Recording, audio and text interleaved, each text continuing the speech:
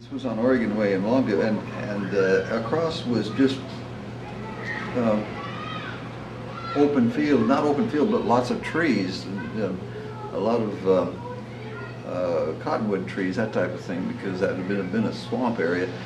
And they were clearing that, and they were using big barrels, barrels about that big around, of what turned out to be black powder, and they would then use it to blast stumps. But they wouldn't use them all the stuff in the barrel. They would put the barrel and put it down. And so I would go over when they were gone and get collect the stuff that's still left in there, and I could get a pretty good sized pile of black powder. And so it's nice having that. And I figured, well, I would like to make a cannon, so I got a tire pump. And at that time, my father had made the attic into a place you could live. So I slept up there. I also had a lot of stuff up there, and I had a electric train transformer that came out 6 volts and so on to run my electric train, and this was handy for a lot of things. But I found out that if you took the tire pump and you put a little bit of the firecracker in it, you could blow this plunger into the air quite a ways. And I figured, well, if the firecracker does that, more black powder would do it more. So I figured, well, how do I ignite it? Well, I had some Ford coils, and they are a little transformer with a chopper on it that makes high voltage. And I hooked that up to the 6 volt, the transformer.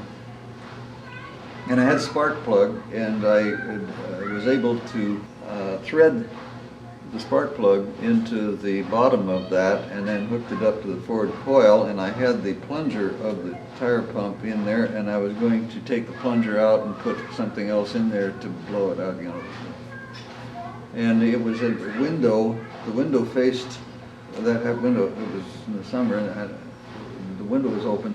And I was sitting there on the bed with the thing, and I had tamped the powder in with the plunger, and I was hooking up this thing, and I happened to hit that transformer, and the contact in the transformer, which ignited the